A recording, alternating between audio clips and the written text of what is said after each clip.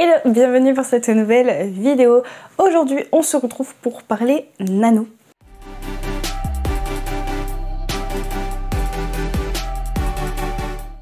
Vous l'aurez peut-être vu si vous suivez les vlogs et vous en savez peut-être un petit peu déjà si vous les suivez, mais j'ai décidé de ne pas faire le nano cette année. Il y a plusieurs raisons à ça. Et je vais vous dire du coup ce que je fais à la place, entre guillemets.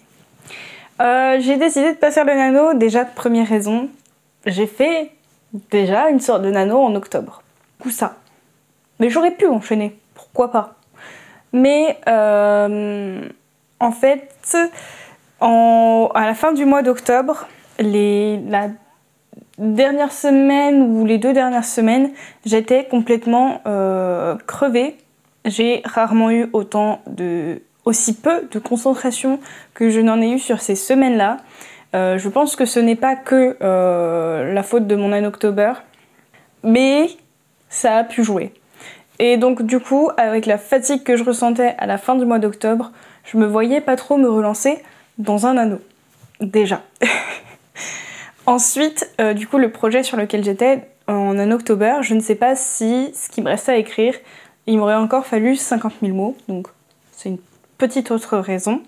Et puis c'est vrai que finalement, le nano, c'est toujours un peu compliqué pour moi, parce que c'est en novembre, et qu'en novembre, il y a plusieurs anniversaires dans ma famille, dont le mien.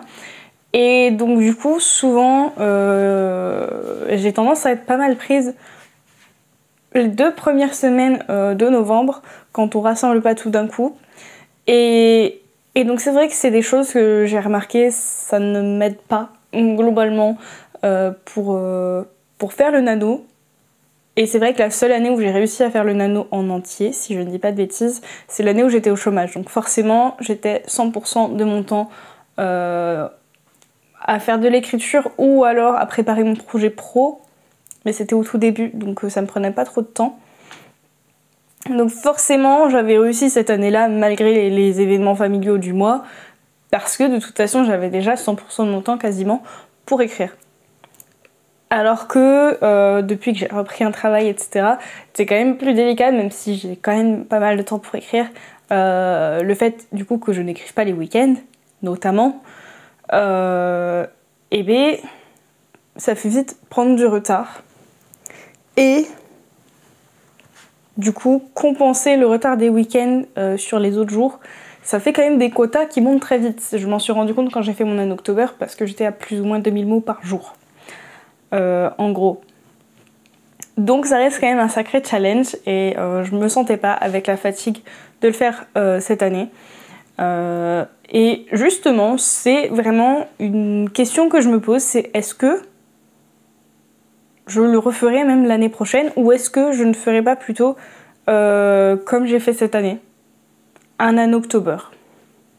Parce que en octobre, j'ai pas grand chose normalement en général.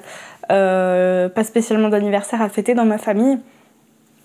Donc voilà, c'est vraiment des questions que je me pose, mais aussi, et du coup on en vient à ce que j'ai prévu ce mois-ci, le truc qui du coup m'embête principalement dans le comptage nano entre guillemets, c'est cet aspect mensuel qui englobe les 7 jours de chaque semaine.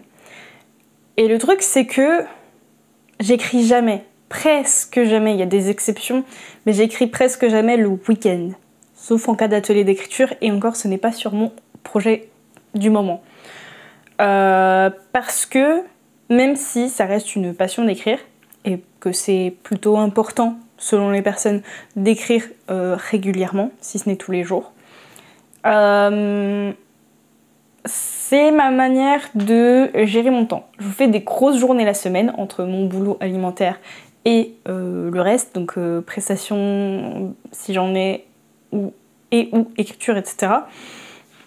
Je fais des grosses journées du lundi au vendredi, ou du lundi au jeudi, selon exception, quand le vendredi c'est vraiment trop compliqué niveau énergie.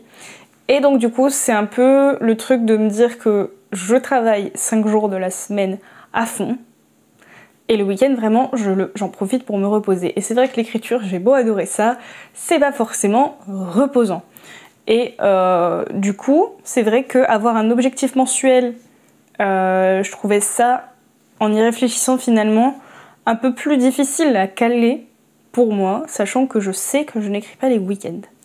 Du coup, ce mois-ci, et donc c'est un peu en test, mais je pense que ce sera reconductible parce que j'aime bien. Je me suis mis, au lieu d'un objectif mensuel, je me suis mis un objectif journalier et donc par jour travaillé. 5 jours sur 7 en général pour moi. Et même si ce début de mois de novembre a été un peu délicat parce que j'enchaînais avec octobre, donc forcément j'avais encore pas mal de fatigue. Voilà. Des choses au boulot qui font que pas mal de pression, l'esprit ailleurs, etc. Et donc, les 2 premières semaines de novembre n'ont pas été forcément évidentes et j'ai pas forcément réussi mon quota tous les jours. En plus, il y a eu jours fériés, etc. Donc, j'ai pas forcément réussi sur les 20 jours, premiers jours de novembre, à faire 1000 mots par jour. Mais c'est un quota que je trouve atteignable plutôt facilement, du moins tant que j'ai pas spécialement de grosses prestations. Forcément, c'est un objectif journalier qui va être adaptable en fonction du reste, évidemment. Mais du coup, c'était atteignable ce mois-ci, les 1000 mots, en dehors des jours où j'étais vraiment exténuée. Ça me donnait un peu une motivation quand même quand je commençais justement à fatiguer. Je me disais, allez, au moins les 1000 mots. Et des fois, du coup, je dépasse de 100, 200... Bon, ce mois-ci, j'ai rarement dépassé beaucoup plus que 100 ou 200 mots, peut-être 300 max. Mais voilà, ça me donne un seuil à partir duquel je me dis, bon, déjà, si j'ai écrit ça, c'est déjà pas mal. Et c'est vrai qu'en parlant en live hier, je me suis rendu compte que même 1000 mots par jour travaillés, ça fait à peu près 20 000 mots dans le mois. Ce qui est totalement correct. Donc, je pense que, hors nano, globalement, donc quelque chose que je vais vraiment, je pense, adapter tout au long de l'année, c'est que je vais me donner un nombre de mots par jour. Travailler à écrire minimum. Évidemment, je reste bienveillante envers moi-même, tolérante envers moi-même si je n'atteins pas ce quota, parce que c'est pas grave déjà.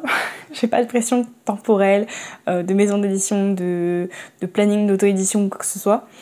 Donc voilà, c'est pas grave si je n'atteins pas mon quota du jour.